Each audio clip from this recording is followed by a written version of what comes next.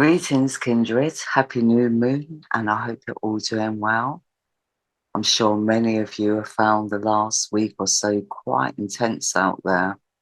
Um, so I think things may just calm down a little bit energetically for the new moon and over the next 2 weeks. But it's been a very intense time recently, and even though the energies are kind of calming a little bit, again, I just feel it's a little bit of a pause, a little bit of a break, because we still got, a lot going on within our systems, within our world. Do you know what I mean? So, we do tend to reach these times of peak energy, and it is an escalation of different emotions and just the planets, the way they're kind of playing with each other. And the Black Moon Lily's been very active, Pluto's been very active, as are Uranus and Saturn. So let's get on with this new moon. So the new moon will begin on the 15th of the 9th, 2023, so 15th of September, at 2:39 here in the GMT time zone. Now, it will occur on the 14th of the 9th at 21:39 in the EDT time zone, but again on the 15th of September at 11:39 in the AEDT time zone. So as the new moon begins, she will be at 33 degrees conjunct the sun, as she usually is at new moon, in Leo. So we're still in the sign of Leo at the moment, and but we're coming towards the end of Leo. So 33, let's start with the number 33. Now 33 is mastery of spiritual power, mastery of the whole, whereas 11 is mastery of the self and self-power. So this is all about our strength, our will, and the knowledge that comes with that. So they say knowledge is power, and that's definitely where we're at this new moon, especially with the goddess Vesta in the sign of Taurus, and also in a grand trine with Saturn, Ceres, and the South Node. This is quite a powerful trine. I mean, it's both earth and air, since Saturn is in air. So obviously, I think, Saturn and Vesta, they are in separation now, as well as Ceres and the South Node. So, this grand trine, really, it's all about, well, Vesta, let's say Vesta in Taurus has got a strong willpower, very strong, very intuitive, very kind of grounded. And Saturn is all about discipline, structure, and again, staying the pace. Do you know what I mean? And the South Node is really about what we're comfortable with, what we're already familiar with. And the goddess Ceres is normally about nurture and, self-nurture as well as nurturing other people. But again, asteroids also represent children. So I just feel this is quite a powerful little grand trine here that's going on. And, this is all about us staying or sticking with our comfort zone, but, in a traditional old school sense. And it's all about self-responsibility with Saturn in trine to the goddess Vesta. And it's about, when we're in, we're all in. So there's a lot of commitment here, a lot of standing our ground. Do you know what I mean? For many of us that's going on this new moon. We also have a kite though as well, with Neptune at the top of the kite. And the sun and moon at the bottom. So this is a powerful kite since it does involve our sun and moon. And with the moon in trine to Uranus and Pluto, I would say, wow, this is like very, what's that word? Very kind of like out there, especially with our sun and moon in Leo, because Leo's a bit out there when it comes. It's very entertaining. When I look at Leo, it's all about creative art, but in expression, like acting or performing. It's all about performance.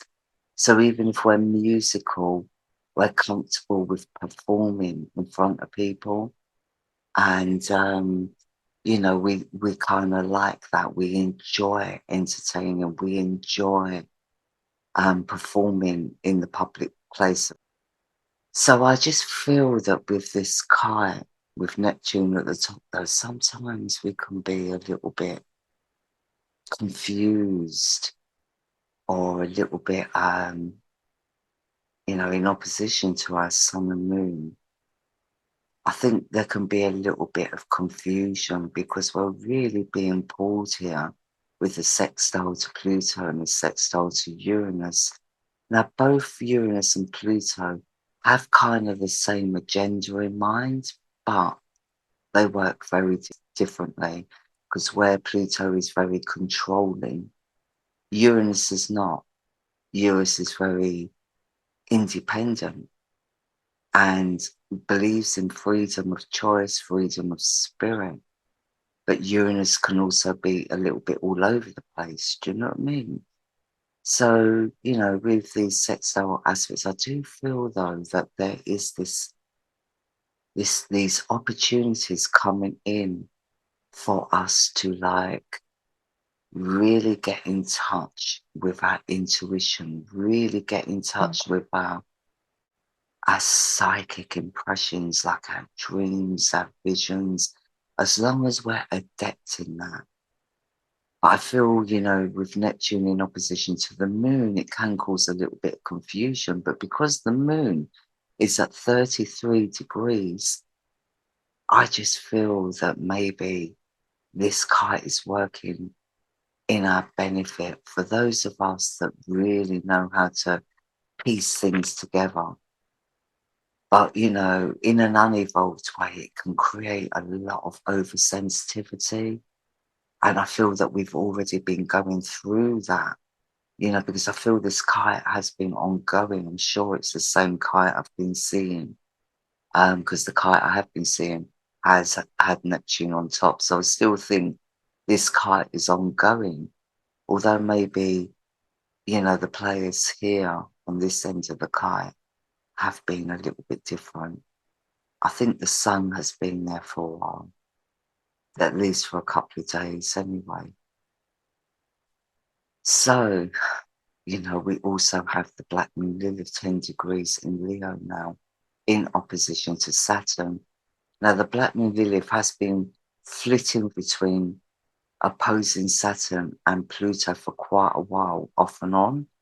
And now she's back opposing Saturn. And this is really she gives us this feeling like things are breaking down, things are falling apart. It's very hard to move forward. And it was made sense with this grand trine here, with the South Node and Saturn especially, because I feel that before we move forward, we need to move forward with a plan, with structure, so that's something I feel why we're feeling like. I mean, it can also be that we feel like we take one step forwards and two steps back. But also with the South Node and Ceres in Virgo, maybe we can be, going over and over things, either in our minds or on paper, or looking at statistics, looking at the number crunching or whatever. We may be doing a little bit too much of that, especially since Taurus is a very financial sign.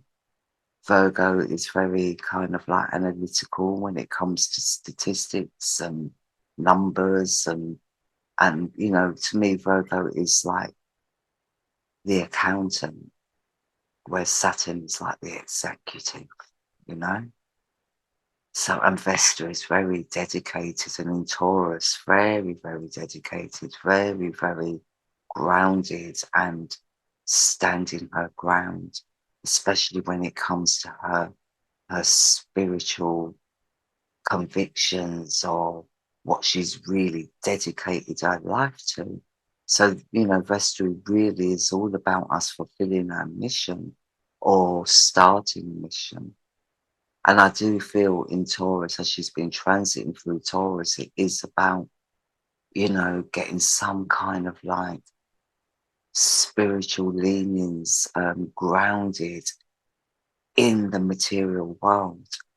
You know, like I said before, Taurus, it's not like he's a non-believer, but he really has to have the proof. He really only believes in what he sees. So, you know, with the goddess Vesta there, he's very determined and very traditional, you know, so it could be connected to religion. It could be connected to, you know, because sometimes we can get religious about many things, not just about a spiritual religion. Religion really does mean a way of life. You know, it's ritualistic, it's a routine. So I just feel there's a routine now, or we're all really standing our ground when it comes to our own faith and our own belief systems. And I just get that pretty strong. So with this kind, you know, with Uranus trine to Pluto, which is here because Pluto and Uranus are in a trine, and this is a fire trine as well. So, you know, it's very strong-willed in itself.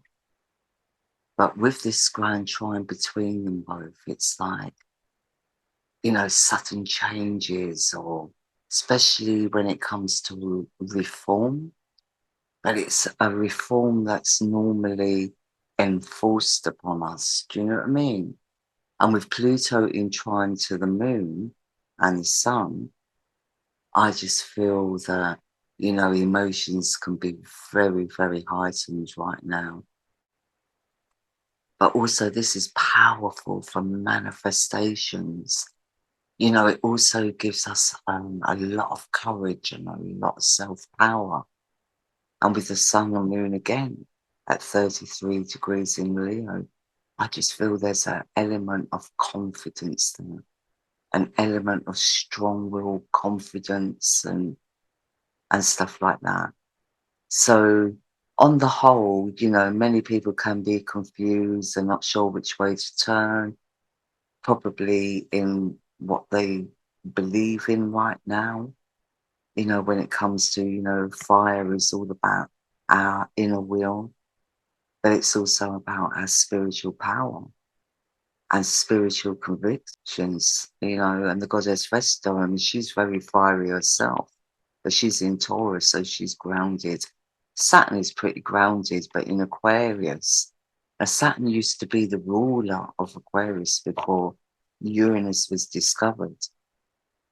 So, you know, Saturn in Aquarius could also be like a freedom fighter or freedom seeker, I would say, or, you know, more about humanitarian causes. But he's at 4 degrees, which is quite a grounding number. It's a number of hard work. So he's working very hard. But in retrograde, he's working very hard, and in trine to the South Node as well.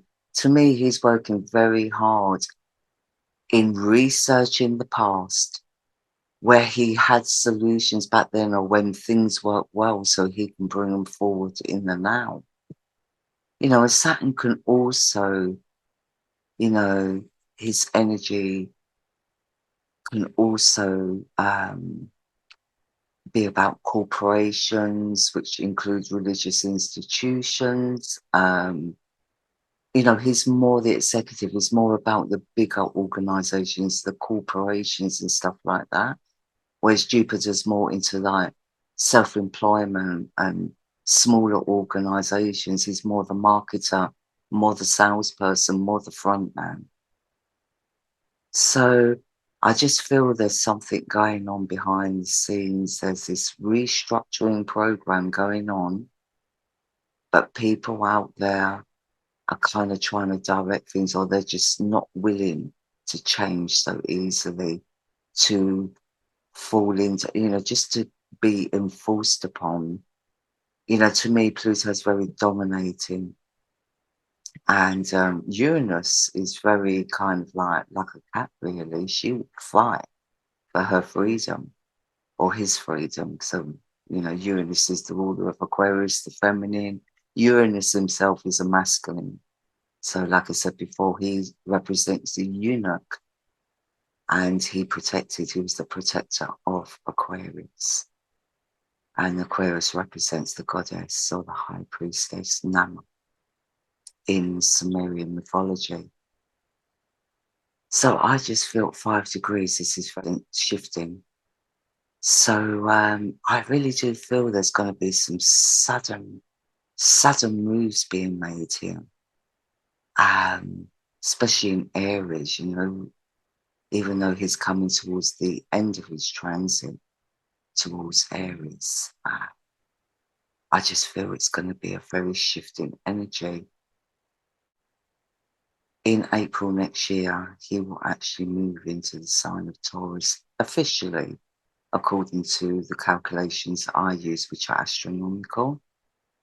And so I just feel this is like we're leading up now to the grand finale. And he is coming into conjunction with Jupiter. I mean, Jupiter is a bit faster moving, and he is in retrograde himself. And he's only just begun his retrograde recently. So Uranus may not quite catch up with Jupiter. Jupiter probably will move pretty quickly. So, but I just feel there's definitely some kind of spark going on here, especially since this is a fire trine. Now, this fire trine is with Leo, Sagittarius, and Aries, but Jupiter is the ruler of Sagittarius, and Pluto is very strong here. But Uranus is pretty strong as well. I just feel that with Jupiter in Aries, who is the ruler of Sagittarius, and this is a fire trine, I just feel Jupiter will have influence here as well. So that's what I get. I'm getting something to do with our spiritual religious structures. But it could also be our philosophies, our principles, when it comes to morals. So I just feel there's something going on there. It could be kind of legal as well. So we'll just have to wait and see what comes up around that energy. But, on the whole, I just feel like it's a highly sensitive time as well. But also a very, with what's going on out there, I feel there's certain narratives that will come across as very appealing. There's people out there that are kind of dynamic and very attractive, and people will be drawn towards them. But again, with this Neptune placement here, I think we just need to be careful that we don't get led up the garden path, so to speak. Follow our dreams, follow our intuition, take note of them, or take time out to contemplate. And like I say, if you ask the universe for guidance, guidance will come, whether it's in form of a dream or a symbol, where you just connect. It's a connection.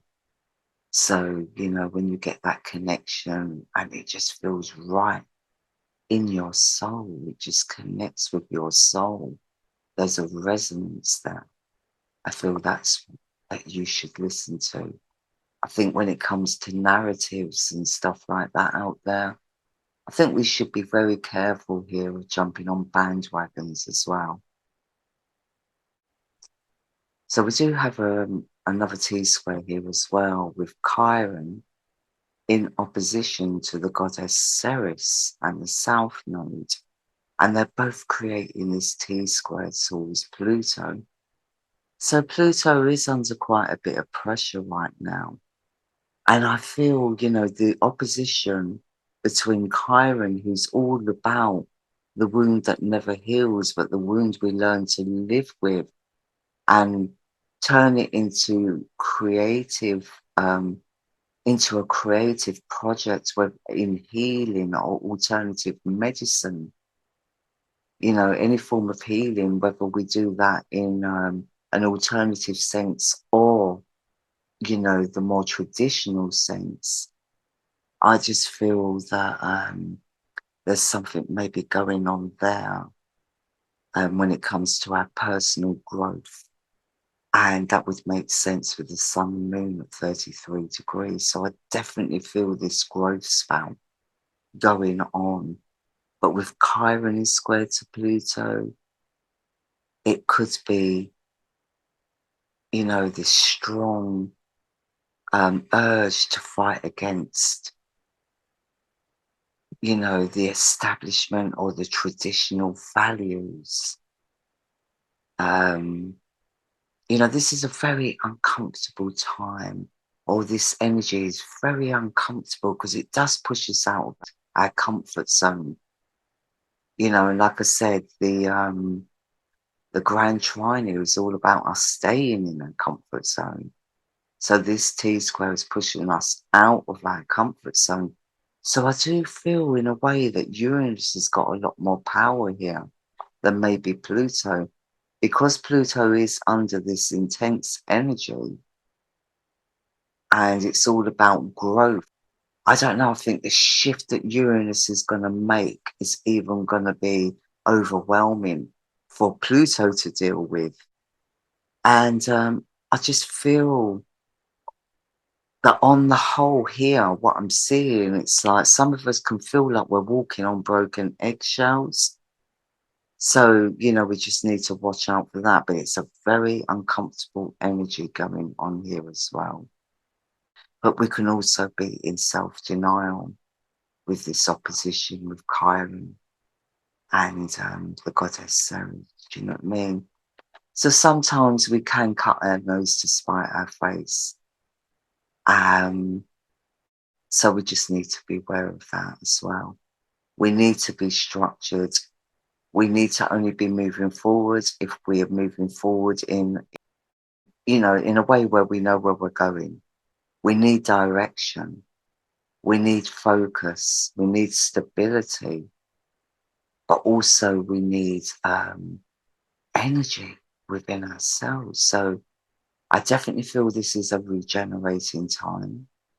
I definitely feel like many of us are really coming into our self-power, into that full sense of knowledge, of spiritual knowledge and spiritual strength. But we mustn't be too stubborn. We've also got to be open, but not so open where we can be led astray, but open enough just to allow things to filter in and just, to see if it resonates with us on a deeper level. And, on the same day, actually, we also have Mercury going direct. Now, I have written an article on all three phases because even though Mercury will be going direct, he will be in post shadow until the 30th of September. So, I will link that article below for those of you that haven't read that yet, wherever you're watching this.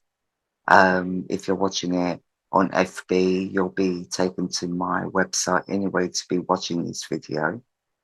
So, it will be a few kind of cosmic updates below. But for those of you that are watching on any of the platforms out there, I will link that article in the description box below. Okay, so I'm going to leave it there. And as always, I'm sending you peace and much love. Take care.